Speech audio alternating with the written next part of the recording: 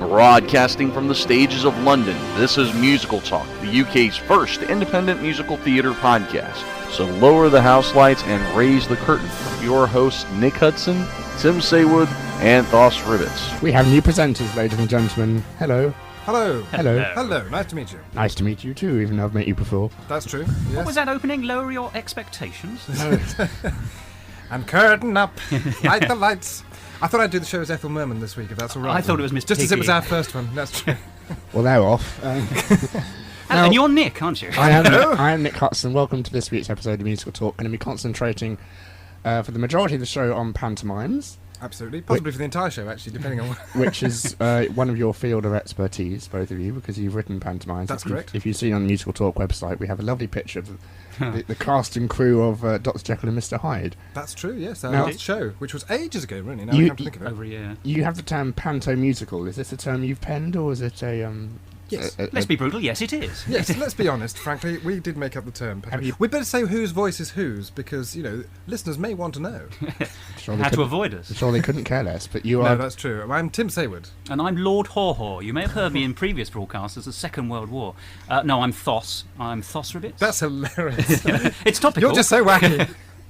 I have to take photographs of these two people because they're just That's for Crime Watch. Yes, absolutely. real wonderful musical talk presenters. You might show the bruises, though, so I wouldn't like Oh, dear. have to be them. I won't ask. Anyway, yes. So, So, we created the Yeah. term. We probably didn't create it. Have you actually. patented it? No, actually, you mustn't reveal this on a show that other people might Yes, listen to. yes, they have. Yeah. Yes, I suspect by the it's a time of registered broadcast we will trademark. have. The deal's just gone through now. Absolutely. Yeah, no, panto musicals, it's to try and distinguish pantos from musicals and from pantos, both of which are distinct forms. And panto in particular is a form which is not really what I think probably a lot of your American listeners might think it is. Because pantomime usually means mime, what we would call in Britain just mime, and to most Americans, or it can mean a kind of slightly vaudevillian show or acting style. Pantomime certainly isn't silent in this country, is it? No. Absolutely not. But here it has another connotation, which is a big show that's usually done at Christmas or around then, or New Year, depending on whether you're middle class or not. Which is a real point, actually, of course, because for some people it's prior to Christmas, it's a pre-Christmas treat, and for many others it's a post-Christmas treat. It's one of the things you do in the dim, dark days in January. They're always broadcasted on TV nowadays, aren't they? Sort of Yeah, the you do old, get them on TV occasionally, although it's not really the main point of them. They all seem to have Julian Clary in it. ITV have Well, done that's- 4 yes. on an annual basis over the last few years. Not this year. They decided instead they would repeat the 4 this year on one of their subsidiary channels. And you're right, Julian Clary ITV does pretty 12 much turn or up. But something. he's a panto regular. In fact, a lot of people do have... I have to say, there's a great many actors in this country who rely on panto to earn the crust for the year. Exactly. But we should say what it is, really. Do you think? Yeah, I think it would probably be good to fill in on that. Tell me, Tim, what would you say a pantomime Well, was? my description of a panto, I haven't really thought about this, and it's just off the cuff, but I would say a panto is a comic family show that you would go to see with your family, and usually you would take children along, although I've been known to go without children, really, because I don't have any, so that would be a good reason not to take any. And it's considered rude to take someone else's without asking. Usually, yes, it is, usually. That's called kidnapping. Yes, that's true. Not I if you take it suppose. back again afterwards, full of sweets. It's just temporary kidnapping. Sugar. And the point, and the reason of TV panto is kind of a strange idea, is that the whole point, in a way, of panto is that it's an audience participation Like form. music hall and vaudeville. Yeah, exactly like music. Well, even more so than music hall, really, and more so than vaudeville, I would say. It's very... I mean, it's interactive, isn't it? It's possibly the most interactive form of British theatre. Absolutely, yes. Other than Big Brother. Well, But let's not talk about that again. It's quite. Did that last week. One, if one Before. was trying to be a little bit over the top, you could say it is actually a form of Brechtian alienation. You certainly could say that. Shall we say that? There's a relationship of Brecht to Please panto. bear in mind that some of our listeners are sort of 13 years old, so you may not be able to get Well, they to... could look up Bertolt Brecht on Google, I'm sure, and find out all about theatrical alienation. But anyway, the point of the reason for mentioning it is that the audience are very aware that they're watching a show, which, I mean, obviously you might expect that most audiences are, but the point of a lot of musicals is to try and sort of take you out of your seat and take you out of your, out of your own life for Yes, a little while. escapism. And So exactly, it's not very naturalistic. exactly. It By isn't no naturalistic. means. So you get these big sort of ridiculous painted backdrops, and then these very, very over-the-top characters who directly address the audience. Yes, very much breaking the fourth wall is a significant and real part of it. Absolutely. And they're usually based on classic stories like fairy tales. I mean, there's a lot. Cinderella is done an awful lot. Would you say a funny thing happened on the way to the Forum is considered a pantomime? Actually, it's not far off. I think it's got... Does it have pantomimic elements? Well, the first thing it does, I mean, the first song is direct address. So when you go into Comedy Tonight, that's absolutely saying, here are the expectations. And an opening song in panto usually doesn't quite do that. It sets up instead the sort of internal world that you're in. Yes. So if you're doing Dick Whittington, for example, which we'll talk about later, then you need to set up this... London. It's London, exactly. So your opening number will always be, here's what London is like, and we're all terribly happy, and let's dance around and carry sacks and look jolly. Or we're not terribly happy because of something that's going on which will probably be resolved later. But it usually, does set up as a rule, Yes. it tends to be the Edenic, the beginning. paradise. Yes, exactly. Like It sets up the place. So so generally, but then when you go into it later on, well, first it gets pretty sexist as well, which is kind of sometimes. We're talking about Forum. Yeah, it's a funny thing happened. Not pantomimes in general. Yeah, the only thing I would say that Forum doesn't really have in common with pantomime is that it's a farce structure, and pantomime's plots are not nearly as tightly made as that. Also, although there's address to the audience, there's no expectation that the audience will respond. Yeah, It's quite a passive address to the audience, which is why I wouldn't have said it was a pantomime in real terms. I mean, it's a highly structured piece, and doesn't actually follow the forms either. I think the story's a bit too complicated to be a pantomime as well. It's more yeah. farcical. But the other thing about British pantomime, it does. I mean, people think you see a lot of them. There's many amateur ones, but they are forms. No, you don't take all the forms, but you can do, and we'll talk about that later when we talk about the Barbican Dick Whittington. But there are specific things that you would expect to happen in a pantomime. And we'll, as I say, we'll touch upon some of these. But for example, good comes if you're watching the audience if you're watching the play from the audience. Which presumably the best, if that's the way you're doing I it. prefer to watch the audience usually when I go to the theatre. I do sometimes. It's usually sometimes more entertaining than the show. Depends on the show. Yeah. But the good will come on from the left and bad people will come on from the right. And that's not the case. Which of course is stage left and right, but the other way round. Indeed, which is why I established from my point of view view I was in the audience. I see. Now let's just say, I thought so. let's just say, Thos, more you things like are that Thos Please finish this very carefully. Thos is a script writer. Oh, thank goodness, yes. And a producer of pantomimes. Yes. And- Basically, I'm the wordsman. Yes. Or I'm a wordsman. Yes. And that's not your last name, though, Wordsman. No. Wordsworth. You're and Tim is a composer and lyricist, and you also That's right. obviously help out with the script as well. Yes, well, I mean, my role on the script is usually we both talk about the plot and we both work that out between ourselves. We establish the story, don't we? Exactly, yeah. So, but what one might call the dramaturgy of the pantomime. So, what are things a pantomime has to have Well, you should know more about within the this than I do. script? Well, Thos? in a script. Or the Well, story? do you want the structures of pantomime, or do you want things that you then put in once you've got the structures? I mean- do the structure first because that's kind of yes, right. Our building blocks. That's fundamental. Right. Remember Well, most pantomimes, and this list that I'm about to give really is, you don't have to tick all the boxes, but a pantomime will need to have at least a few of these, and some I would say were compulsory and some were not. Obviously, it's fundamentally a fight between good and bad, with good winning. Very rare for a pantomime for evil to triumph. You should write the anti-panto, though. The anto. Hey, very smart. Anti-mime. So You take your anti to it. that's your. Sorry, do carry on. Don't let me stop you. Really. Yes, the rest of this conversation will be by correspondence only. So please do write in for the punchlines. It should be funny. That's a fundamental. That helps. There should be a dame in it. There's A dame is yes, a man who is dressed as a woman and plays the character as a woman. Usually the hero's or heroine's mother. Not always, but is in many ways the principal comic role. We should say how that's distinct from drag, really, although it's quite a subtle distinction. Not to be confused with Peter Pan, which had the tradition of a woman playing a male. Not just Peter Pan. I mean, other things. I mean, for example, the Dick Whittington that we saw. Well, we want to talk. Yeah, and I was going to say another tradition which is dying out to a degree is the what's called the pantomime.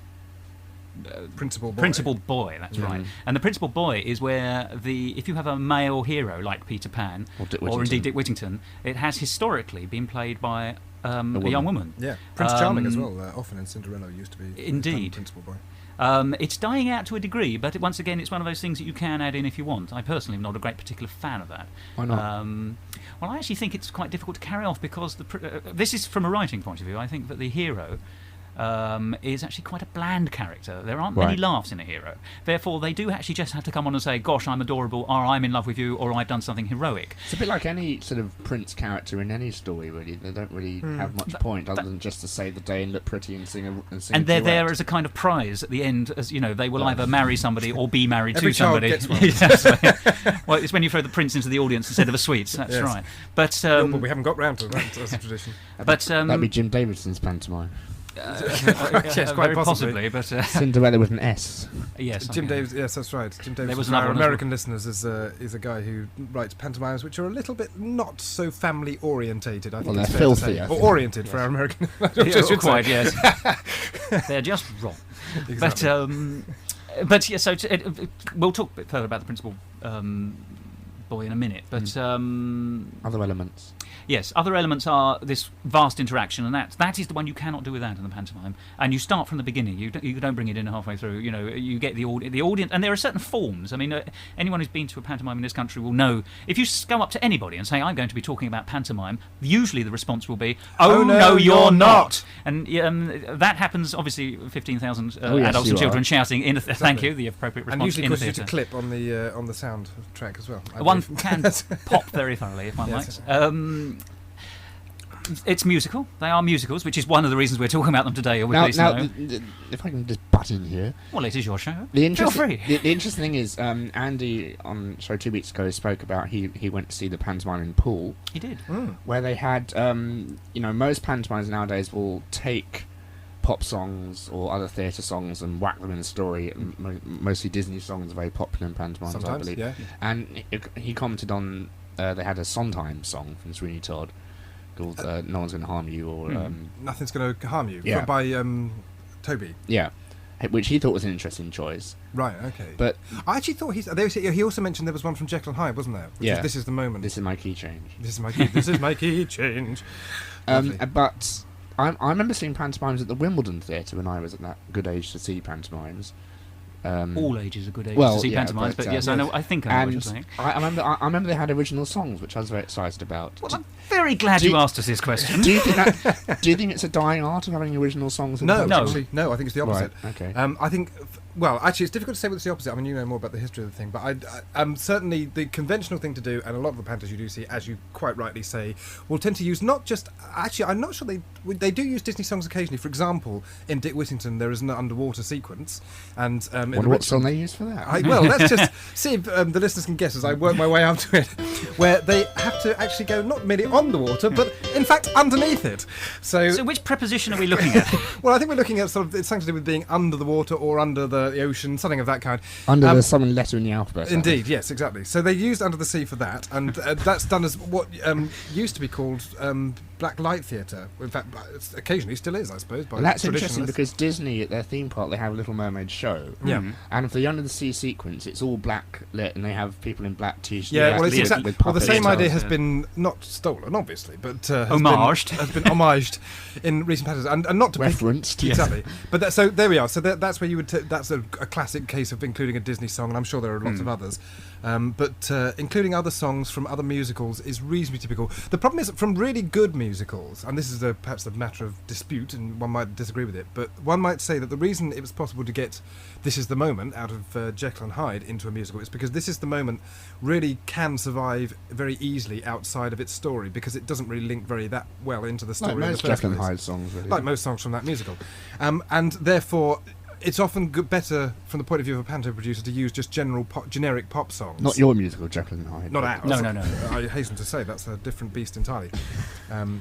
But I actually think Pun it's slightly intended. it's slightly more complicated than that, even, because you do find that people lift songs wholesale out of other shows, whether it be pop or musical. But they also sometimes lift songs out of shows and then rewrite the lyrics, either slightly or completely. Yes. So actually, there's Not two often different. enough, though. No, that's also true. But there get are Forbidden actually two Broadway different reference things. in now. That kind of thing, but obviously somewhat less Rude. well done. Yes, quite often. yes, usually. Certainly less satirically. So, I mean, I saw a pantomime very recently where Together from Gypsy Oh, yes. was lifted and placed in it quite comfortably, but the second half of the song was reworked to match the plot requirements of this particular pantomime. Absolutely. I remember one of the Wimbledon pantomimes I saw. I think it was Cinderella, because I remember the two ugly sisters. Our ugly sisters, also played by men, Yes. Well, they are. Well, They're the equivalent of the Damons. were singing a song. I remember one lyric. Your bum is so wobbly, says one. Then another says, well, you look like Mr. Blobby. And I thought that was the funniest. Not bad. Not a good rhyme, I was but going to say, I don't think that was Sondheim, was it? But I don't think it matters because pantomimes have quite an amateurish feel to them Yes. anyway. Well, exuberant is the word I would use. I have to say it's like everything else. Well, I think Amateur. it Well, I don't think amateur is amateur doesn't necessarily mean not professional. no, I mean- actually, it is done a lot by amateur groups. I mean- and it is done with a certain verve, and it has a certain raw By the grittiness fact to it. you And I have- don't mean that in an by 80s sense. no. by the fact you have quite cheap sets and you have Oh, yes, totally. But that's part cheap rhymes Yes, and that's true. But And that's- realism is not required. That's part of the. I mean, that's part of the camp sensibility of Yeah. the thing. I mean, the panto is very, very camp, and slightly more in the American sense than in the British sense. You know, it's about being very self-aware of the performance, about sort of saying, you know, we're just doing this and we've just got our lines wrong. You can totally acknowledge that when you get your lines wrong, and have fun with it. You really. bring I the mean, audience in. and- You ad lib as well. I mean, it's not- and of course we have a very famous TV show in England called Little Britain, which I think has pantomime elements in Yes, I suppose. well, it's dressing up as gender Yeah. dressing. It's a bit more yuck factor though in Little Britain. Yeah. I mean, they go much more for kind of more. Actually, ironically, I would say slightly more childish humour because often the humour in panto. Perhaps it's a bit unfair to the guys who do Little Britain, but often the humour in panto is quite strongly verbal. Surprisingly, isn't it? I don't think there they'll is be upset slapstick. because they're in their bank counting their money. That's at true. the moment. Yes, that's true. But yeah. But it's kind of it's It is, often I agree. the puns, for example, are a very key element, which I don't think we really do get very much Thos of in is Little the Britain. expert of puns. You're the pun master. Absolutely. Only if they're current puns. It has to be. This is interesting about pantomime. And this goes back to a fundamental point which we briefly touched upon. But pantomime is so often derided for being a children's show, as though Yeah. a children's show should be a Well, they're derided thing anyway. They're But filthy because there's loads of adults. that's exactly the point. That's exactly what they should be. A good pantomime works at several different levels. Like the you should Simpsons or... well, that's exactly right. That's a very fair way The of putting Simpsons is it. a much better parallel, actually, Yes. than any of those other shows. Yeah. I remember Or even a Disney musical or stage some show. of the more modern Disney Yeah, musicals, Disney are a bit perhaps. more conservative. Not yeah. Cinderella or something. Oh yes, the old ones wouldn't have No. that double level. But the I went to a pantomime as a child at the Theatre Royal Stratford East, and it was Sleeping Beauty, and I laughed all the way through it, and my father laughed all the way through it. We just laughed at different times, Yes. and I was aware as a child that the grown-ups were laughing at different points to me as a child. Now I didn't mind; it was just what grown-ups do. Now- and that is the sign of a good pantomime. There are enough things to keep every member of the family going, and anyone who says a pantomime is a children's show doesn't actually know what a pantomime is. Or has seen bad ones.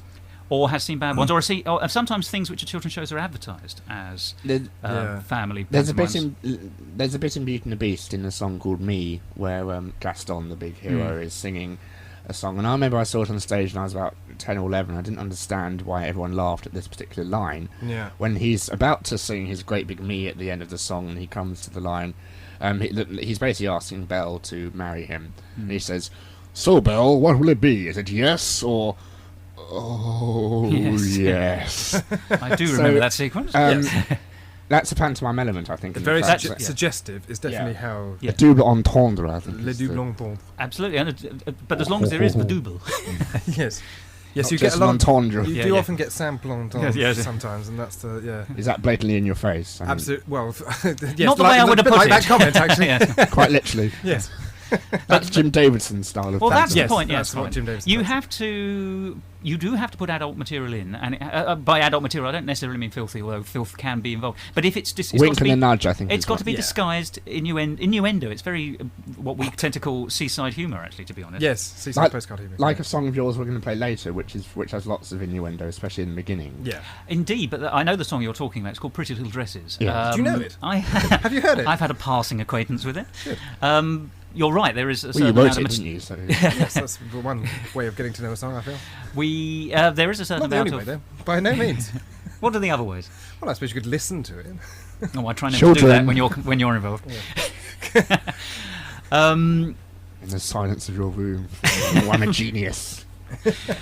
I've forgotten the point. The train of thought has derailed just outside the station. I'm regret to say. I'm afraid so. Good old England. Oh, We were I talking talk about double entendre. I was going to say the Yeah. thing is, Double entendres, I call them.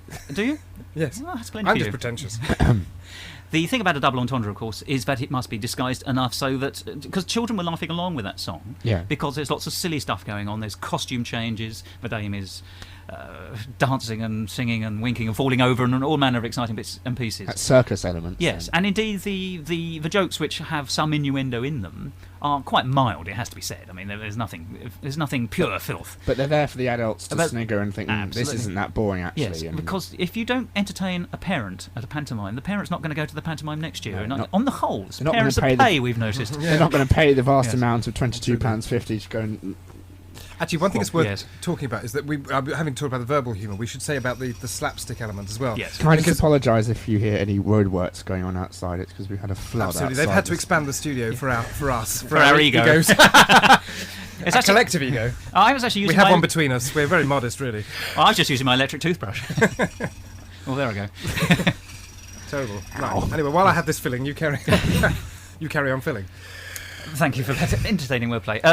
Yes, it's got to be entertaining. We were talking about physical humour now, weren't we? We were saying Yes. that it isn't just wordplay. There are custard pie fights. tumbling and things. And Yeah. And another tradition in pantomimes, one of in your tick box list, is the so-called slosh scene. Yeah. Very often that would be where one character generally gets covered in a bucket of water or a custard pie up the kisser, or goo, or... yes, Yeah. or a soda siphon, Yeah. but in the Sulfuric acid. right up the nostrils. That kind yeah, we try not to use sulfuric acid as it does. Well, I suppose recasting is an option, but it's Yes. Yes. but If they melt. yeah, well, but recasting halfway through a particular actual Performance. one yes. performance can be That'd quite be difficult. But she'll go out there and nobody and come back a star. That would be a good sort of Stanislavski effect for your pantomime of the We Wizard. don't want Stanislavski. We did establish that it's Brecht. Brecht, Well, Brecht, Brecht. That'd be a good Brechtian effect for this big effect in the Wizard of Oz when you finally melt the witch at the end of. Yes. She will actually melt. You have to recast every performance. I'm Yes, that would jolly be pleased in the just as an aside on the Wizard of Oz that she melts because of something really uncommon like water. Yes.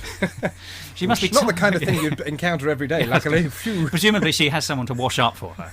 Well, Maybe it that's was sulfuric acid that was poured Actually, over. That's true, The Wizard of Oz is sometimes done as a Christmas, although it's not a panto at all by any means, but No, it's sometimes I- done as a Christmas. I remember seeing a Christmas I've seen the production of Wisdom it at the as well. Polka Theatre for Children, which was a marvellous. Christmas production for children, however, is a subtly different thing. You're quite right. Let's give a couple of examples of those because we've seen a few. Well, we'll come back to the slush scene. Peter actually, Pan so- is often a Christmas production for children. But Peter Pan's very interesting because That's a hybrid.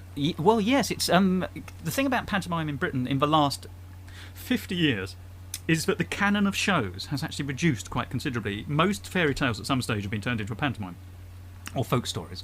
But over the last few years, many of those are starting to disappear. I mean, you very rarely get to see Ali Baba these days. Ali Baba and the 40 Thieves. Still a relatively well-known story, or at least a well-known title. But you don't see it Or very in your often. case, Alibaba and the 4 Tea Leaves. Well, it's easier to cast, yes. That's a recent pantomime that I wrote. But that's a good example. You don't see Mother Goose that much. That's the one that's about to Seldom, drop yeah. off. Babes in the Wood. Everyone knows the names, Almost never. but you never see these Actually, it was anymore. done at Stratford East about getting on for 10 years ago, though. And indeed, So I saw it in the early 80s, but it's not Yeah. common anymore. These days, you get Dick Whittington, you get Sinbad the Sailor is a new addition. Cinderella, Sleeping Beauty. It's mostly Aladdin and Cinderella. Well, That's right. Disney has had its influence. I mean, that has. must be part of the reason. So Hercules the Panto will be showing up soon, presumably. Well, very possibly. What's interesting, of Toy course, Story. is that Peter Pan, which was traditionally a Got a children's friend show, in me. Well, there we are. First song as, sorted. as sung by the monster of Frankenstein. Can this be the same man who sings My Fair Lady songs? I can't have believe. often walked down the street before. The Chiswick Nightingale. We love that. We did actually very much enjoy that. I cried. You could have Dr. Jekyll singing "You Got a Friend in Me." I got Yes, a- that's right. I've got a friend literally, in me. literally in me. I've got a fiend in me. Oh, that's good. I like that. Might replace our subtitle with But that. that's actually jolly good, isn't We'll, it? patent, All we'll right. patent that as well. But Peter Pan, traditionally a children's show. Indeed, Noel Coward appeared in it in the early 20th century. I think it was the first thing he appeared in. Have you seen the film Has- Finding Neverland, where they tell the story That's of how... Johnny Depp, isn't yeah, it? of how and that was... I mean, the show started at Christmas time, so Indeed. it was sort of for children, because he let all the Great Ormond Street children fill in the empty seat, which is a wonderful idea, I think. I don't know. Well, that he was very good to the hospital all round, wasn't he? But the thing about Peter Pan as a show is that it's no longer shown, it's very rarely performed in its original form as a children's show at Christmas. It has metamorphosed into a Christmas pantomime, Panto-esque, yeah. and but not even just panto-esque, now a proper pantomime. There is full four connection, custard pie fights, and you've got a perfect villain. Captain Hook is a perfect pantomime villain. He's massively over the top, and in real terms, he's scary, but he's no real. He's not mind-bendingly scary. You're not going to have nightmares about Captain Hook, I should think. And of course he has a comedy sidekick, Mr. Smee. So you've got all the perfect elements of it in there. You've got a character just waiting and for... actually the 18th century costume in his case, which is also yes. often happens in Panto, Cinderella especially. Very much it's very so. 18th century influence. Be 9 feet tall. Yeah. The great big wig. Oh, with the wig. Yes, absolutely. Because that was done in fact, Peter Pan was the Christmas pantomime in Wimbledon this year. Was it? With Henry Winkler. Yes. Well, he was the Fonz from from Happy Happy Days. Days, yeah. He'd come over, and he was actually advertised quite widely in the British press as being the first major American actor to have a significant role in a British pantomime. Whether that's true or not, I wouldn't want to say. surprised Kevin It's absolutely Spacey- rubbish. Well, we had an American in ours, of course. Well, yeah. But- But major. Slightly Yeah. less famous, probably, but I'm surprised Kevin Spacey hasn't done any pantomime He has. at the Old Vic. Well, he hasn't appeared. Right. What do you mean? Has he done it? Yeah, I mean, He has. There've been two. I mean, he appeared. started the whole because we'll perhaps we'll come on. There's a couple of things we should probably talk about the history of the whole genre because relating to the 18th century, because it started out as it wasn't. When did it become mainstream? would In you say? Britain? Yeah.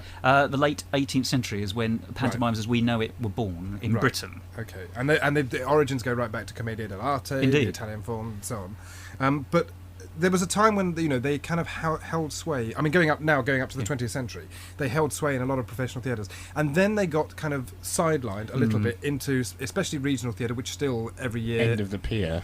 Yes, or But not. you- Well, not just Southend, but actually other places too, like Harrogate, and As many as as many as 2 or 3. The Yvonne Armido. Bristol. But you don't get pantomimes in the West End.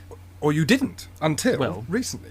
And suddenly, and Kevin Spacey started it, he suddenly decided, perhaps, I don't know for what Well- reason, but it was a good idea to revive the idea of doing panto in a major... And famously had Ian McKellen subsidised do his venue. He did. And Ian pantomime. McKellen was Serena McKellen. Serena himself. McKellen, that's right. And it was...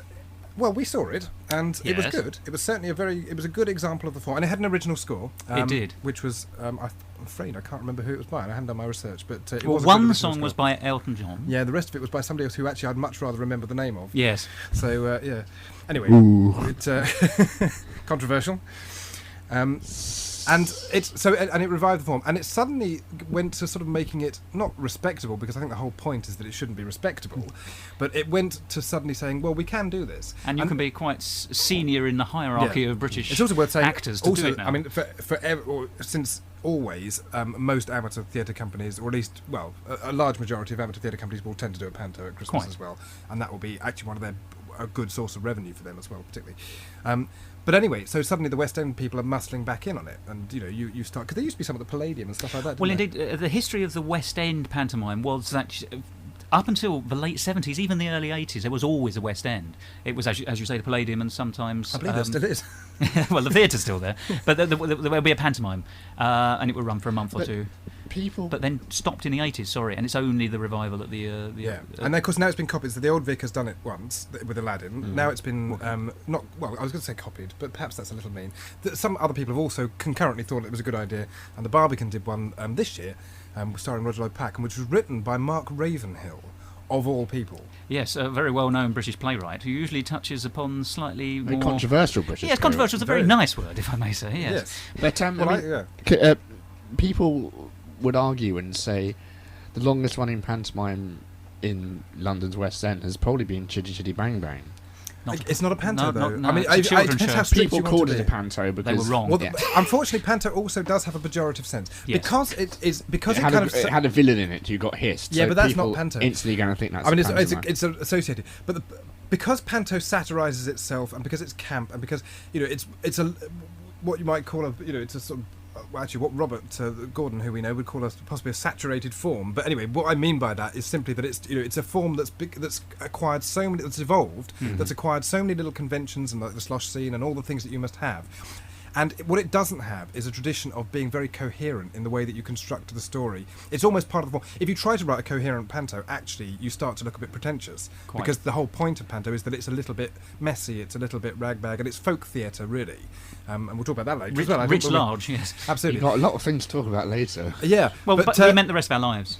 yeah, exactly. So Chitty Do Chitty, tune in, everyone. So Chitty Chitty Bang Bang Actually, well, I mean, one might say it's not actually a massively coherent storyline anyway. No. But so I suppose in that sense, It's a very fairy tale-like storyline, which is But what people mean when they call that a panto is they're actually just being contemptuous. They're saying this is not dramaturgically very strong, and therefore it needs to, and therefore we're just going to dismiss it as kind of at the end of the pier stuff, And I think it's a bit of a pity we have snobbery about. We're always going to have snobbery about panto because panto doesn't try to be good art, And so you're always going to have that attitude, but it's always a bit of a shame because we like panto and we think it's good. Well, I was going to say, it also goes back to the tick list of what pantomime is. As I say, there's a whole raft of things, and you need to have a number of them to actually have a pantomime. But, of course, some of those elements will turn up in other productions, other shows, other forms and genre. That does not make them pantomime. Right. And obviously, the more of them you have, the more towards a pantomime you're going. But there is a kind of critical mass. The problem is it's very difficult to decide where that actual... Where is the tipping point, as Yes, they say nowadays? Is it only nowadays they say that? Only nowadays they say that, yes. Oh, how interesting. Since Buckaroo was invented, I guess. Tipping point nowadays, yes. Do carry on. I have no more things to say. That hasn't stopped you so far. No. Nowadays. But as Tim so rightly says, somewhere in all that, there is a balancing point, which when you sort of coalesce into a pantomime. But so the thing about Chitty Chitty Bang Bang is, yes, it has some elements which it shares with pantomime. Quite childlike, I think, is what another. Yes. Yeah. I'd actually say that probably the problem with Chitty Chitty Bang Bang is that it is a children's show and not a family show. It's got spectacle, but it doesn't have a great deal to hold the adults in. Apart from, gosh, that car's flying, I wonder how they It's do interesting that. to think about Mary Poppins, actually, in that respect. Shall as we do well. that now? Why don't we think about Mary Poppins? Shall we oralise our thoughts? Yes, yes. You go first. Oh, all right then. Well, it's a nice show.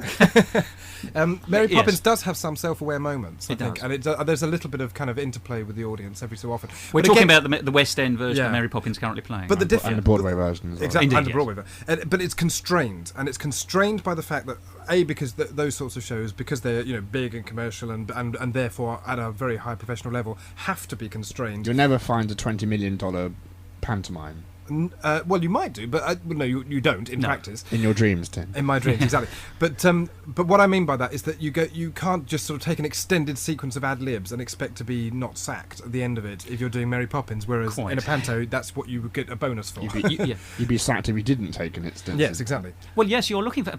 It's sometimes where you find comedians and stand-up comics, particularly, appearing in pantomimes because they know how to interact with an audience, and if there's a riff... Like Julian you know- Clary, for example. Well, exactly. That's Yep. actually quite a good example, in the sense that he would know if something's going well, he'll know how to extend it and play on it. Or stop it. Or stop it, indeed. And indeed, one of the arts of pantomime is because you've engaged the audience, and bless them, the audience don't necessarily know conventions of the good theatre. You do know how to stop. You have to know how to stop audience interaction as well as start it. And you don't get that with Mary Poppins, for example. The connection where the characters will address the audience to a degree, but it's a passive, they're talking to you, you are not expected to speak back. When somebody talks to you in a pantomime, they're really saying, right, I've said my bit, what are you going to do back, you audience? Now, People Saying Spamalot has lots of pantomime I haven't elements. seen it, so No, I don't nor know. I. I mean, I've heard the score. I've seen it, and I mean, okay, so you've heard the score. Do you think musically it has any... No. All right. Moving on. Moving on. Do you think it has panto elements? Yeah. Oh, absolutely. Yeah. Okay, so... Let's just talk about sort of writing a panto. If you're writing an original panto score, what are the things you have to do? Obviously, if you're not going to use other Pastiche, people's music, pastiche, absolutely, pastiche and parody as well. Right. So you have to. I mean, let's not get into the distinction between all of those things because we've That's talked about another that episode, before. I think. Yeah, that's another episode. But yes, you're absolutely talking about recognisable tropes and styles and musical devices and so on. So you will sometimes quote stuff that is obviously out of copyright. You will sometimes be making sure that you're writing in a style which people will recognise, and those will be popular styles. Okay. I'm talking of styles. Not in the way, but I mean, Styles actually. He doesn't write pastiche at all, but Styles and Drew. by which I mean, Styles and Yeah. Drew. But they write songs in a personality which is not a million miles off panto, and it so happens that they wrote, in fact, A bit like the Sherman Brothers as well. They sort of write in their own... they write actually more music hall songs rather than panto. Music 'cause they're- hall. Yes. Yes, actually, Music that's hall. a fair point. Music hall and music hall, but they found a marriage between the two. Well, their stuff is just older. I mean, you would find Sherman Brothers style songs in older fashioned pantos. I'm guessing going back to the 50s or 40s. But I mean, the fact they don't do pastiche, they write in their own sort of sound. It is their own, but at the same time, it's also recognisable as coming from a particular tradition. Styles and Drew is also recognisable coming from a particular tradition, but it's a later tradition. It's not the same. I mean, music hall is part of their antecedents musically, or Styles' Right. antecedents. possibly even the Sherman Brothers, but they also use slightly more popular forms. It's quite difficult to get you to put your finger on exactly what they are. Now I come to make the claim, but well, they have had a vast experience and success in children's musicals, haven't Yes. they, as well? And obviously, although I say that Is it pantomimes Stars and Drew? Not yes, Yeah, Stars and Drew. They obviously, as I've said, pantomimes are not specifically children's shows, but they are children-friendly shows, Yeah. and therefore coming from that route into pantomime Yeah. is a perfectly useful way of doing it. and in terms of what that means when you're in scoring, I mean, obviously you're talking about a certain purposeful naivety in how you write the score and how you write the melodies. You're going to use fixed phrase lengths. You're going to do a lot of the sort of conventional songwriting things, and maybe even a little bit sort of less complex than you would get in so-called adult music as well. So I think that's a feature. But anyway, it's all about engagement, isn't it? Exactly. To be honest, a pantomime, you, either through recognition or because if you don't recognise it, but it's got such a simple approach, or that's not the only way to do it. A simple approach, or there's something. I have to say, sometimes you can engage people by getting the clap. Actually, it's as simple as that. Or sing join along. in, because we haven't Yes. sing along. We haven't talked about. Haven't spoken about One of the singing. things you must write if you write a panto score is you must write a song where the audience, and actually usually it will be a recognisable tune, although it wasn't in the Barbican one. No. It was recognisable by the time you'd sung it 5 times, but it I wasn't saw one a you knew production beforehand. of Peter Pan Yes. in the West End about 10, 11, 12 years ago. In its panto form or it's in its Christmas show form?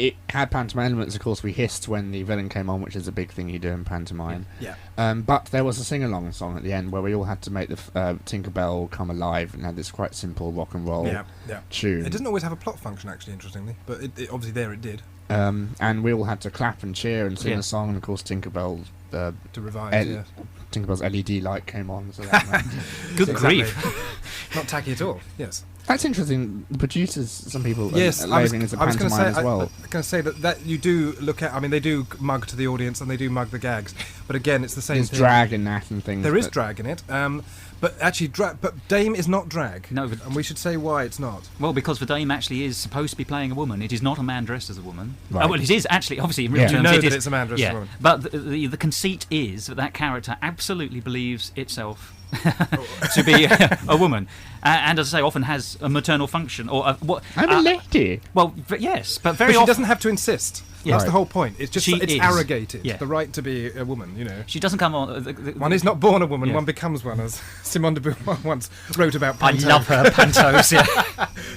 But yes, she comes on, What and if Sartre would have written she will often be given a role which is obviously to a degree stereotypically female, but she'll be a housekeeper or a cook, washerwoman or a washerwoman, Yeah. and a mother, and roles which are quite specifically female. Wouldn't be a butch biker or anything like that.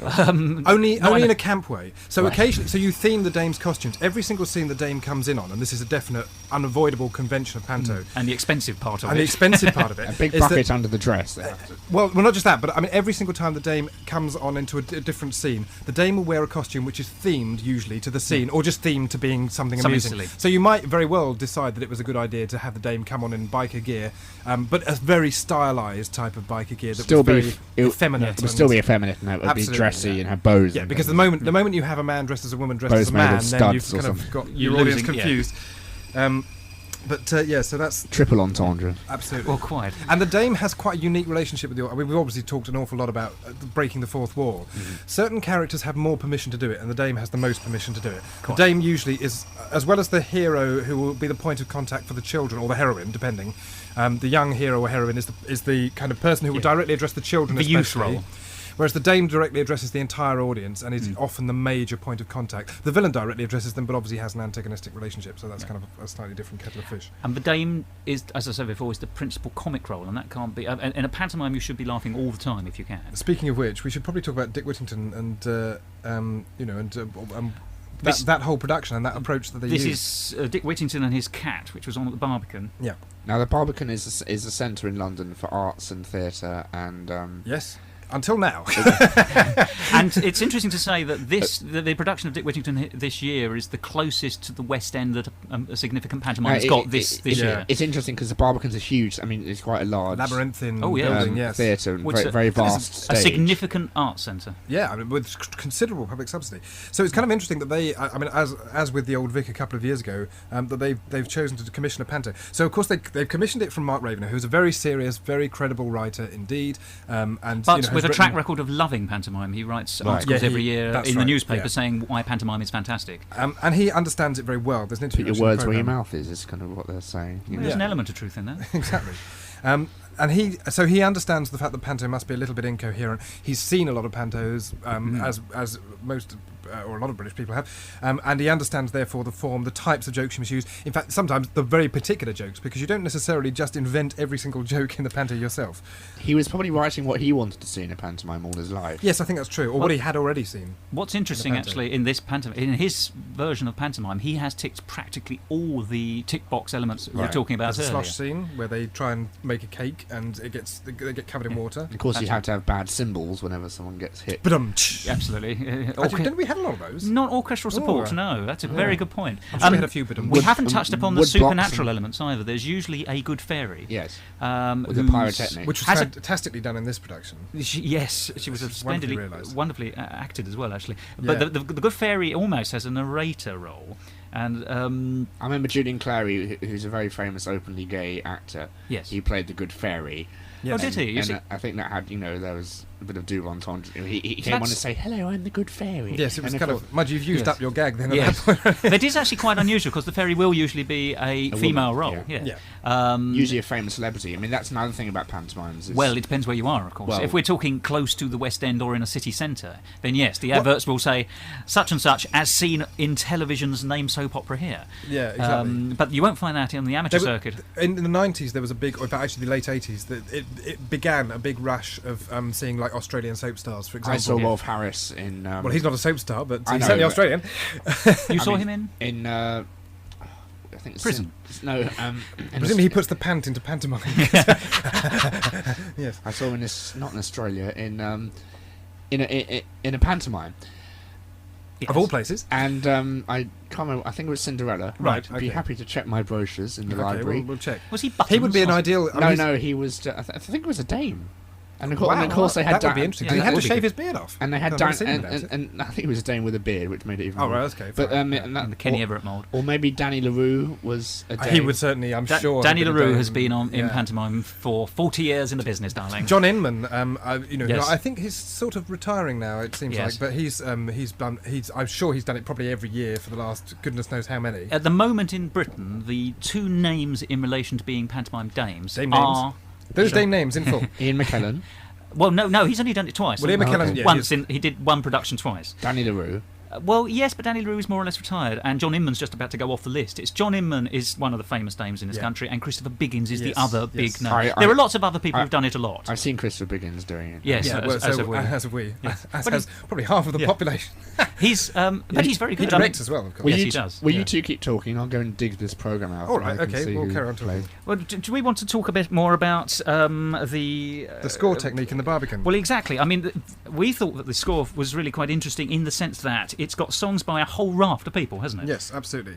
I'm just looking for... So, among the people who wrote songs, you've got the opening number, which is by Stiles and Drew, which is the classic opening. It's called Cheapside EC2, and it's about establishing London. And exactly, establishes precisely where in London that particular production is taking place. I'm very sorry that the miking actually didn't allow us to hear enough of... They were Anthony Drew's lyrics, and they're always worth listening to. They were, and unfortunately we couldn't actually get entire clarity on them. No, unfortunately. We have things like the Evil Victory song was written by a chap called Jim Bob, who may not be that well known to musical theatre fans, but is known here as a member of the 90s pop group thrash band, really. Yes. Carter USM, Carter the Unstoppable Sex Machine, in fact, was what it full stood name, for.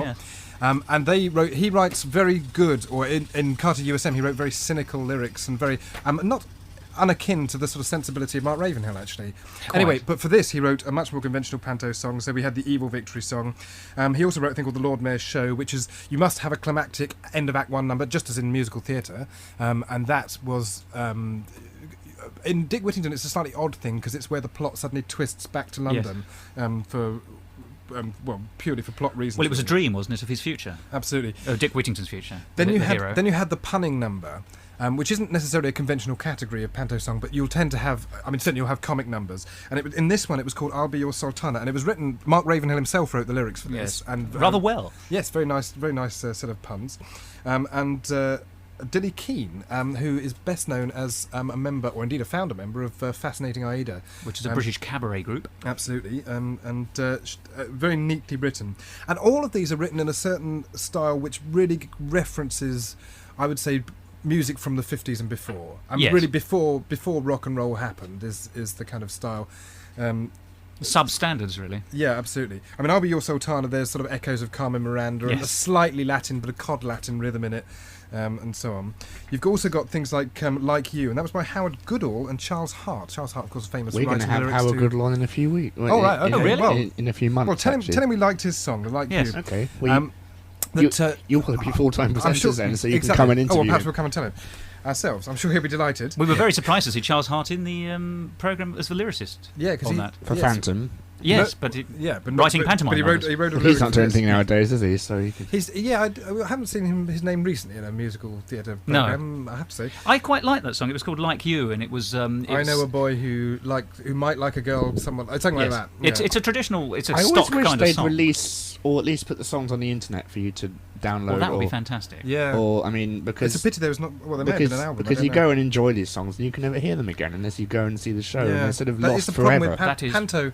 But that's part of the... Again, it's part of the form. Because Panto is all sort of mixed together type of stuff. And if you did that Panto another time, you'd probably replace... You might Yes. replace half... Not because It's- they're bad, but just because you'd replace half the songs just to keep it sort of fresh. And It's ephemeral in some ways. It's Yeah. it's satirical because there'll always be some kind of reference to a very, very oblique reference or very mild reference to what's going on. But a simple, at the moment, a Gordon Brown joke will bring the house down just because you mentioned his name.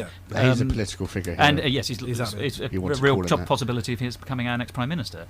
So you just toss in a casual reference to him in this year's pantomime and you get a joke about political structures. Yeah. You wouldn't do that next year, you'd have something different Yeah, again. exactly. What pantos are, the main distinction between pantos and musicals, or one of the main distinctions, is that musicals, especially big commercial Broadway musicals, such as Wicked, for example, have a brand. They have a particular identity that which is stamped upon them. You mustn't change a line if you do an amateur. Well, not you. We can do an amateur production of Wicked at the moment, but of big In some years' time. ex-Broadway musicals, you cannot change a line of them. Well, You let's cannot use- change the score. You cannot switch songs around. You Well, cannot let's have use fun. Les Mis for an example, because Yeah. that's now famously the school. Yes, schools absolutely. can buy Les Mis, Yeah. and it's totally, you have to do it. someone down, else would have reduced it and made it easier Quite. for kids to do. You do it down the line. You cannot satirise it. You cannot take the mickey. Well, I mean, some amateur companies buy unintentionally will Yeah, do yeah, that, yeah. but that's another matter. And one might argue that the Broadway or the West End version does that itself. But so they're absolutely stamped in. Yes. they're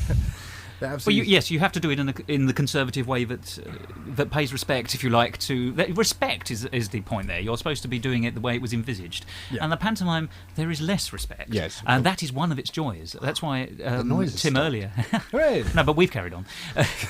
But as Tim quite rightly said earlier, that it's not quite respectable. I mean, it is entirely respectable because there's nothing that's going to corrupt. Yeah. But it takes the mickey, and it takes the mickey at every level. And because it's ephemeral, things drop in, they drop out, they change during a performance. You could run for a month, you could run for a week, and the jokes on the last night will be different to the jokes on the first night because Because you'd have worked out which ones are funny by that time. because you'll have trained the audience into understanding your wit. No. That's in Forbidden Broadway. They're constantly rewriting songs, and every day they rewrite a song if something big has happened. And there's a show that's not entirely respectable. That's true. We've had the Deliberately creator on subversive. Musical Talk. and Indeed, you Yes, have. I heard very the nice. interview, yes. And his name's Jared Alessandrini, and he'd read the newspaper and think, oh, he's just a write a song. Everyone knows the tune. Give it to the actors, rehearse it, and put it in the show that night, and it'll be a surefire hit. If you like that, I mean, obviously he's done that splendidly. But that is, if you like, the source of writing pantomimes. Yeah. Great. So we've been talking about other pantos. Let's switch over to your pantomimes.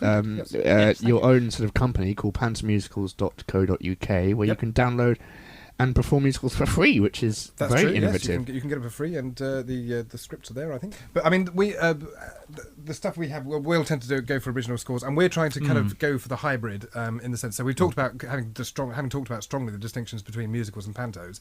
Actually, ours, although the script I can imagine changing on different occasions, the score is a slightly less likely to. He Yes. said, as the composer. And he's Well, right. it might change, but I would hope to write any new songs or change things around, and so there's kind of somewhere in between that not authored and authored thing. We were looking, I suppose, for the exuberance of pantomime, the fun, the all-encompassing elements of it, the humour of it, but trying to bring in just a little bit more rigour into some of those areas where sometimes criticism is made of pantomime, which is, the score isn't tremendously good, it isn't particularly integrated, and we were trying to build on that. I suppose in many ways we are trying to build the musical core of the pantomime. In some ways, in the panto musicals, is stronger than it would be in a. And I'm on radio here, ladies and gentlemen. I'm doing the speech marks movement of normal pantomime. Was that fair, would you say? Yes, I would. I think it's you're just looking, as you say, integration, just a little bit more, not a lot of integration, because in some ways you start to spoil what panto is once you get over-integrated. But just trying to kind of say, well, look, what other stories can you do that are just conventionally not done? So we picked on, I mean, it has actually been done by other people as well, but we picked on Dracula as the first one and sort of thought, well, that would be quite an interesting, slightly different, thing to do. I mean, as I say, other people have done it as well. Dracula the Vampire Strikes Back is the full title. It's the one that, it's the one and but the title in itself is important because that immediately says to you, you're not going to get a serious, there's comedy in this. You can tell already. In fact, rather charmingly, Nick is laughing. Very kindly laughing. Very kindly laughing. And we like you, Nick. Thank you. But that immediately brings people into. I presume it's a Star Wars reference. I'm not reading too much. No. That would be too clever. It's obviously tells you immediately that what you're not going to get here is a straight Dracula musical. A gay Dracula musical is what you. Dracula himself is not gay in the musical. Just out of just for the record. There's no interesting twist. There's no. It would very twisted. I suspect it's been done, but not in that. But in that. I like that's not something we're pushing. Blackula. Have you heard of that version? We have. I've heard of a title. I have. It was the 70s. Yes. You amaze me. Thank you very much. The 70s, well, presumably. I amazed me too. Post-Shaft, Tell me about Blackula. Well, it was just a sort of African American take on Dracula, and in the 70s when a bit like in some way, The Wiz, I suppose, was kind of the take on The Wizard of Oz. Deliberately, but is it much more kind of? I've never seen it. I've only seen it in a documentary. Dracula's has been satirised an awful lot. There's it has. Again, stuff. Didn't not Steve Martin? Yeah, was it Steve Martin or Leslie Nielsen? Leslie Nielsen. That's right. They've got the same haircut. Yeah, some white-haired guy did it in the States, I believe. Mel Brooks' Dracula Dead and Loving It. Oh, that's right. That was the Leslie Nielsen one. That's exactly right. Exactly. Very funny. And then so once we'd done that one and that went reasonably well, then we thought, well, what can we do? This is another story. And everybody said, well, you should do Frankenstein. I say everybody, I mean two people, obviously. But the reason was because we obviously... You and Tim. Yeah, well, it wasn't us, actually. No. But talking about the canon, that it's usually fairy stories, but actually Gothic horror stories are perfect for pantomime, which is why we alighted upon Dracula. Because they're also very camp, and they've passed into popular culture in a way that they're always satirised. And you're really free to do anything you want with them as long as you have that character in them. Absolutely. Well, yes. Exactly. So long as you give the audience what the audience expects. Yeah. And it's what the audience expects from. I mean, Jekyll and Hyde was what we eventually chose to do. The audience has. Most of the audience of a panto version of Jekyll and Hyde won't have read the original Robert Louis Stevenson Jekyll and Hyde, but what they will know are certain other elements of it as presented in popular culture. For example, well, Jekyll and Hyde, people know the twist. That Jekyll, in popular culture, Jekyll takes medicine and turns into Mr. Hyde. You may get a very lucky audience member who doesn't.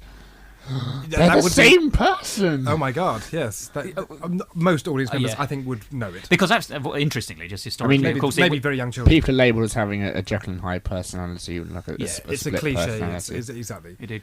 But the other, going back to this, people know that about Dr. Jekyll and Mr. Hyde, and very little else actually. They'll have seen lots of Warner Brothers cartoons where Tweety or some character will have taken the potion and turned into a monster temporarily with hilarious consequences. But that is actually all people know, and what people, for example, so few people have read the actual novella because it's quite a short story that there are almost no female characters. I had to read it at school. Yeah, I did. Well, there's very, very few female characters. The principal female role in it is a maid who observes the murder of the MP by Mr. Hyde.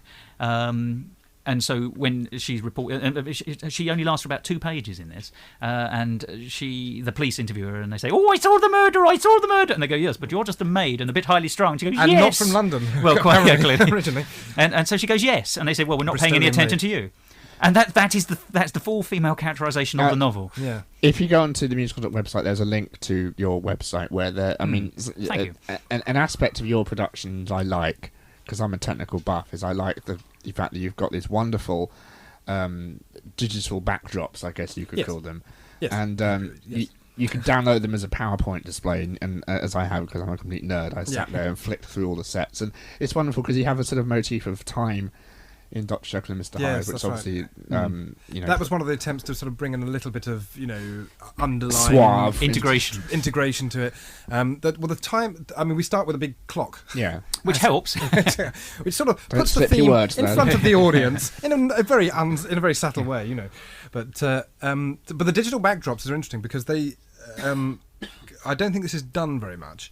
Although you do. It's starting to be done more now. Yeah, well, you see projection. Well, interesting. I was interested to see that Mary Poppins uses a bit of projection, but they've kind of hedged their bets a bit and not really gone to town with it. Quite. You've seen, you see things like Sunday in the Park with George, which was done fairly recently, and that which was absolutely immersively. Our used house digital did it very projection. well. We saw it on TV. I've never really noticed. Well, I don't think it came across very well on TV. We're too busy reeling from the. Yeah, from the There's the one show. scene where they parody Chitty Chitty Bang Bang and Star Right. Wars with the car flying. Yes, that's yeah. right. Yeah, And exactly. roller Driving my car. coasters and things, which is quite nice. Yeah, Pretty well, pointless, but projection. I mean, projection has a long history in the theatre. In order to create sort of temporary effects of that kind. Pepper's Usually- Ghost is a famous example, if you Well, know that effect. Well, Which one's that's slightly different. That's not projection. They use Mirrors, mirrors. yeah. That's Pepper's Ghost. But You also get the sea, and any like in Sinbad the Sailor or Dick Whittington. That's often people been use gobos and quite. things like that. But they tend to be. They're not. They don't have carry story basically. No, quite. Whereas, for example, in Sunday in the Park with George, it carries an awful lot of the story and a lot of information. Yeah. And it's really an integrated part of everything you do. So in Jekyll and Hyde, we thought it would be interesting to try how without spending too much money because we didn't have much. Yeah.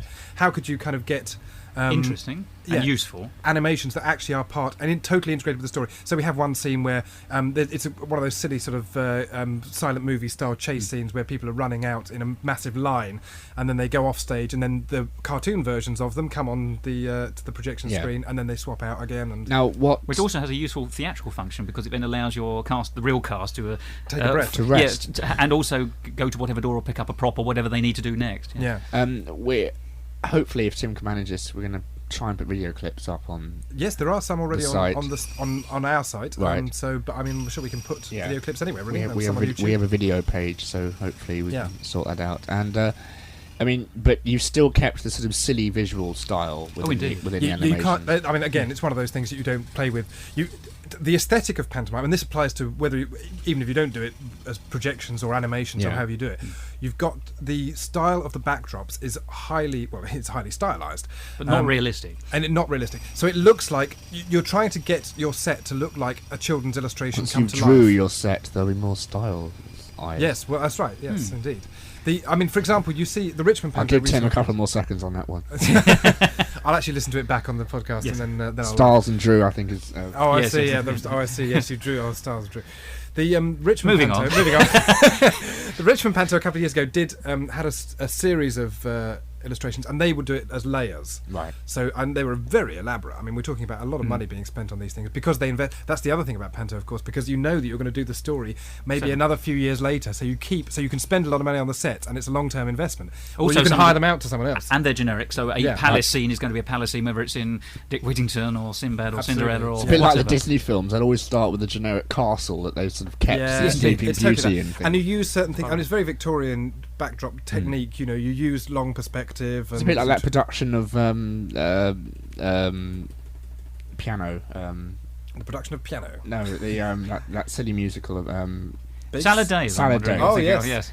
Yeah, they use that type of the production we saw Yeah. recently, the one that's touring Greenwich Theatre, certainly uses those conventions. I mean, actually, most theatre did at a point. That's the point about Panto, is it's Right. an accretion of old techniques, and this one's Victorian, pretty much, Yes, it is. and later than Victorian, that have just kind of been kept for Panto, but have disappeared everywhere else. So, somewhere around the 1950s, when kitchen sink drama comes around, I suppose people start to say, well, this is just, this is naff to have these big Painted. perspective drawings on the back of the stage, and they start to think, what can we do that's more innovative? And Brecht obviously, actually, funnily enough, Brecht does use them an awful lot. The Caucasian Chalk Circle has a lot of false perspective drawings in the original production, but a lot of people are saying, let's get away from Mary Poppins has a great false naturalistic perspective it has set. it uses some really intelligent and geometrical techniques to try and get which actually we had some geometrical techniques which weren't a million miles off that. But yes, it does, and they're really, I mean, almost inspired by sort of Maurice Escher or artists like that, to try and get the forced perspective. It's clever, and that's pure theatricality. That's what musicals I think tend to preserve in general. The naturalistic theatre and sort of so-called relevant theatre, tends not to. Moves away from quite. Yeah, and was created by moving away from. It became unfashionable. Yes, indeed. Unless you're doing vaudevillian in so-called serious theatre, unless you're doing vaudevillian stuff or deliberately satirising yourself or trying to make a point about the artificiality of what you're doing, you just don't get it really. But the master projection is moving on in all quarters anyway, because it's just how you use it, because you can use it any way you like. But the new production of Wicked is using very, very great projections throughout. Indeed. And the Christmas pantomime in Norwich, in the Theatre Royal Norwich this year, used an entirely projected backdrop. So head on to our website and have a look at those, because they're really quite entertaining, and the way the clock changes and the doors open and things. It's very. I think what we'll do now is we're going to play. Ludo. Or Clue, as the Americans call it. No, that's Cluedo. Americans call Cluedo Clue, but Ludo they call Ludo. Oh, I don't know what Ludo is the Latin for game, isn't it? I think so. Like that. Yes. It's where you get ludicrous It's from. a board game. There we are. Etymology with Tim. That's another podcast. You can do that on your own. Yeah. Hello, welcome to the etymology. What is it? Etymology. Etymology podcast with me, Tim Faywood. Absolutely. So what I was thinking about doing an impersonation of Elmer Fudd while well, you were saying you introduced the song. The etymology of Suffering Clackatash is. It's Suffering Soccertash. Oh yes, that's true. The song. Yeah, well, the Latin, song Succotash. that's been selected, which I'm sure we both. I shall talk about the lyrics, and you can talk about the music. Very well. What I remember about this song, it's one of the first what he wrote, I seem to recall, for this. It's the function of the song. They don't want us to play it, do they? The function of the song is that it's in the dame's introductory scene, and the dame, historically in a pantomime, has quite a long introductory scene because she comes on and she gives a monologue before anything else happens. It's a big comic monologue, and then she'll start interacting with other characters, usually her son and a villain, right? Or her daughter and a villain, or whatever the system is. But that's how it works. And there'll be quite often an introductory song where she will explain what comic characteristics that she should have. So this is one of your boxes that you have to tick, which you... Yes. And in this case, the plot device was that she worked in a hospital. She worked in Dr. Jekyll's hospital. It's from Dr. Jekyll, Mr. Hyde, Make Mine a Double. Her name is Lulu Lava. Dame Lulu Lava, and she works in the basement laundry, so she cleans all the dresses and clothes of the rich patients in the hospital. And her particular thing is not the poor people. Well, it's a private hospital. We've been talking about this in 1905, yes. So it's the King Edward VII where the royal family go.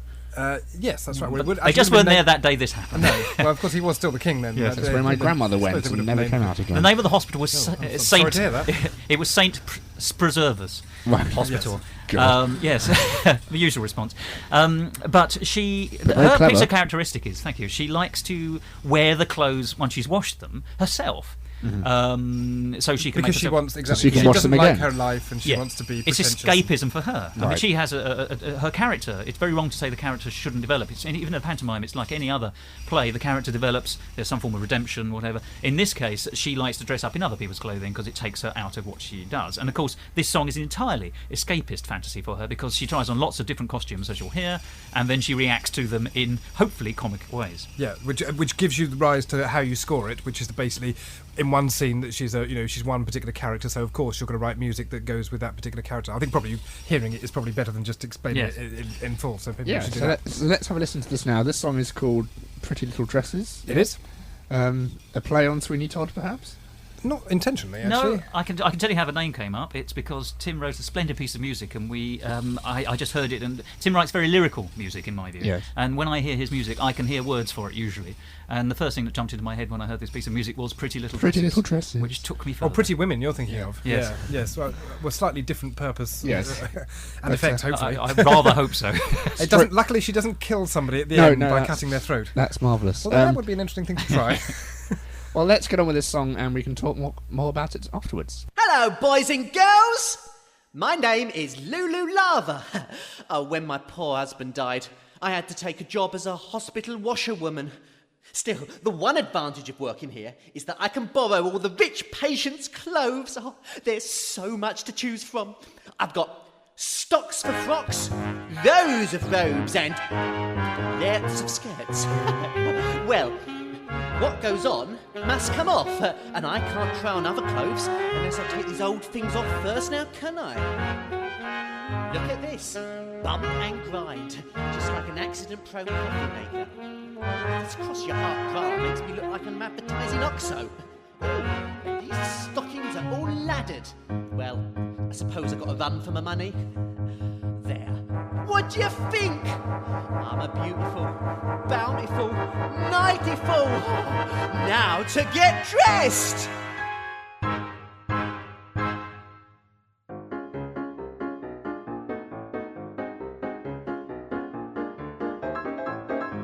I like pretty dresses, pretty little dresses. I like pretty dresses, though I am just a sham. The thing I must confess is that my life depresses. So wearing pretty dresses, it makes me feel so glam. The joy that I express is from wearing others' dresses. And Lord, how it impresses, for people call me ma'am.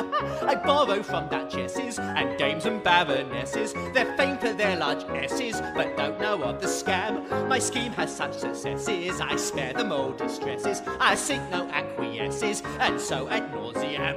I like pretty dresses, pretty little dresses.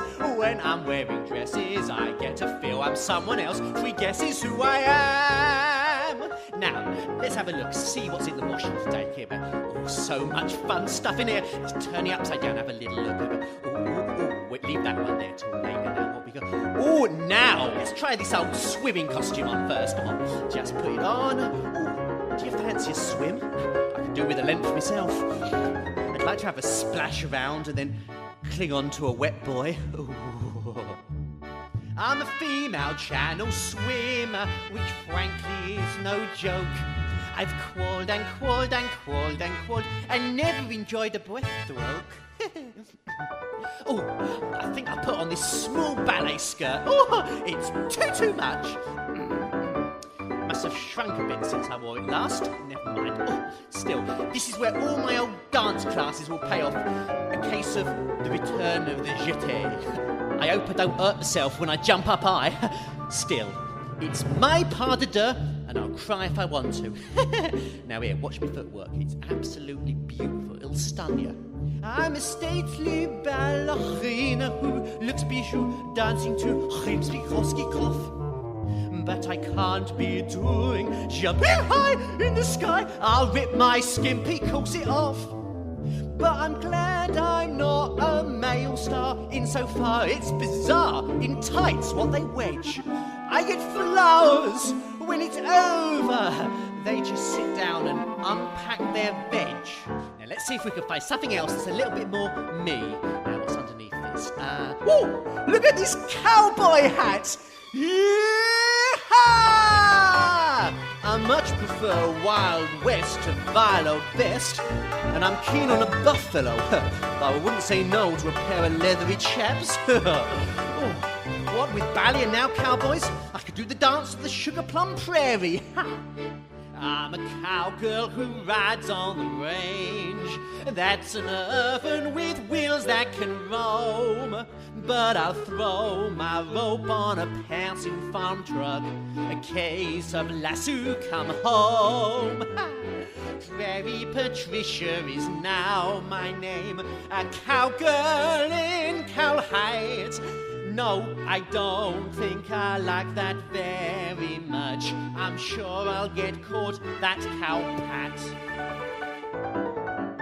Ooh, this is a very posh dress, look at it. Oh, very classy. Not so much down and out as gown and pout. I call this me Degrette's gown. It's the correct form of a dress. I wear it when I'm looking for magnificent balls. This is the gown of a very rich woman. The Duchess of Cleveland's her name. She's titled and owns a pack of big dogs when you can call me a great dame.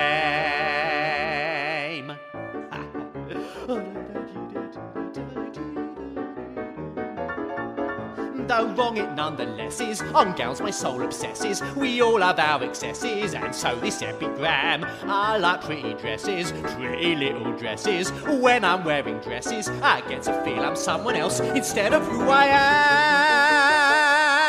am. Ha! So there is, I presume a member of the cast. That was Peter Calver, who is an opera singer in training, as you may have kind of gathered from one of the ways he tackles some of the notes. Although Not at all. The whole performance is not intended to be operatic. He's a very serious operatic tenor a lot of the time.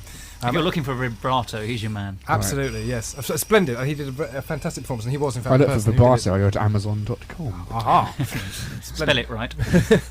So yes, I mean, not much more to say about that really, but I mean, That's there we are. AmSummers.com. There's a fairly typical panto song for you. Yeah. Yes. Well done. Very humorous. Lots of great musical styles to play Yes, with. I should also thank Jonathan Pease, and my agent and my wife, etc. Not that I have a wife or an agent, But if they were here.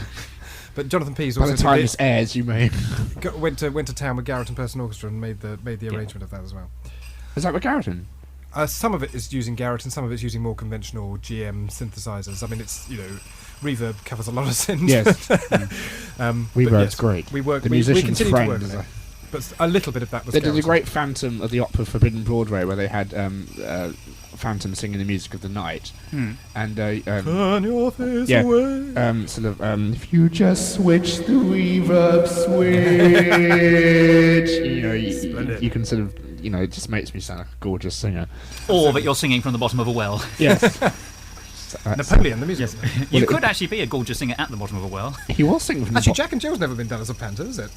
Oh, well, it was in the Victorian era. Oh, was it? Oh, right, absolutely, okay. yeah. Oh, and Splendid. Goldilocks and the Three Bears. And it's not a very long plot, is it? I mean, you've got the first act is them going up the hill, and they get to the hill and they do a number about that, and they say, "We're at the well, we're at the well, we're going to get some water," and then No, it would be called Well. Ah, it would. Disaster strikes, Yes. and then they fall down and then the brown paper. You give free brown paper to the audience. Well, presumably. actually, as an English assignment many years ago, we had to write a sort of continuation of a fairy Go on. story or nursery rhyme. And which The did you go sequel. for? I did Jack and Jill, and I came up with this detective, sort of going, Came into hello, investigate. what's going on here? Sort of researching the Jack and Jill murder mystery, and it all goes on about this bloke who lived at the top of the hill who wanted. Who wanted his water, but the people nicked the water, and hence he pushed them It's down. sort of urine town, basically. Isn't Yes. it? Same plot. So you're very welcome to nick that story and give me lots of money for it. Okay, You well, see, if we I don't nick think it- you nick understand it- the word about Nick. Yeah, there. Yes, well, okay, so that's the future of pantomime. based on a story stolen from. So that's going to be a future pantomime. But what do you think the future does hold for pantomimes? Pantomime is a very traditional form, and I don't see. It was interesting that Mark Ravenhill, who is an innovator in theatre, when he decided to do a pantomime, decided to do something which was totally recognisable and absolutely within the form. Every tick box was ticked. Absolutely. So in some ways, obviously, It was regressive, in fact, by having the girl as Yes. as Dick Whittington, which is something you don't often see Principal anymore. Boy is, Yeah. I It's a think, bit like old-fashioned. musical comedy as an art form in itself. Nothing much is going to change. No, because of course it's Jerry exactly- Herman wrote the first love song for two men, Yeah, but yeah, there's always going to be To be certain honest- elements which go into musical comedy or any Yeah. comedy. Certain things you will see coming in. I mean, for example, actually, we saw an amateur panto a couple of years ago, which from a group that we did our pantos with. They did a panto where you had a couple of lesbian characters, Right. and there was a sort of romance there. Again, I suppose you might say there's no particular reason why you shouldn't update, and it does update itself really. So in a way, so long. And it will mutate a little bit. I mean, it has mutated since but Victorian era. Because it's ephemeral and satirical, it has to connect itself with the I think- society in which it finds Yeah. itself. So Because when the- it stops so the- doing... Yeah, sorry, I was going to say, Go. every year the quality newspapers either run Pantomime is dying, isn't that dreadful, or Pantomime's very healthy stories. It alternates. Yeah. And what actually happens is that Panto it's like every other form, it brings itself up by a step, and then it sits in the doldrums for a little bit because it's happy it's done its step and doesn't do anything else, and then it's behind the times again, and then it comes up a step. I think what will make pantomime fresh every year is the jokes and the social commentary they have within Yeah, the exactly. pantos. Point. There's always going to be villains and Yeah. princes and princesses, but and that's it's- just the newspapers. But it Exactly. depends which newspapers you read. But it's the content that Daily goes Express. in. It Was Cinderella murdered? The inquest is still going on. Daily Mail, drinking Cinderella can kill you. But House prices fall again. Yes, yeah. it's the content, of course, that goes into the pantomimes which makes them Yes, great. quite, And absolutely. from what I've read of your pantomimes, Thos and Tim, they are absolutely hilarious. Oh, thank you That's very very much. kind of you to say. in- Obviously, we've just heard a song and listeners may disagree. In the completely, not another joke like that. But Yeah, you know, groan. a couple of my favourites is the stealing from the people and peeling from the steeple. And Yes, that's French. obviously a totally original joke that we made up. Some completely jokes are old. ourselves. yes, But it's knowing how to place them. I mean, I'll tell you a joke that I had to cut from a pantomime recently. The dame in this particular pantomime has just come back shopping and she's bought everything. And she says, I love a sale. She says, I can never resist anything that's marked down. And her son says, yes, last week she came home with an escalator. and we'll leave it on that note. Yes, So I think we'll have thank to. you very much for appearing in your first episode of Musical Talk. That's lovely. Okay, we hope to But talk about not, other we hope, our last. Yeah, hopefully not your last. Look forward to talking about other people's Yes. material next Yes. time. So thank you very much for listening, ladies and gentlemen, boys and girls.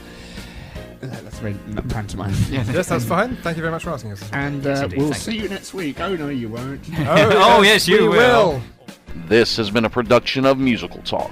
If you have any questions or comments, please call the U.S. Musical Talk line on 206-338-6302 or the UK Musical Talk line at 0700-593-0764, or you can email us at musicaltalk@hotmail.co.uk.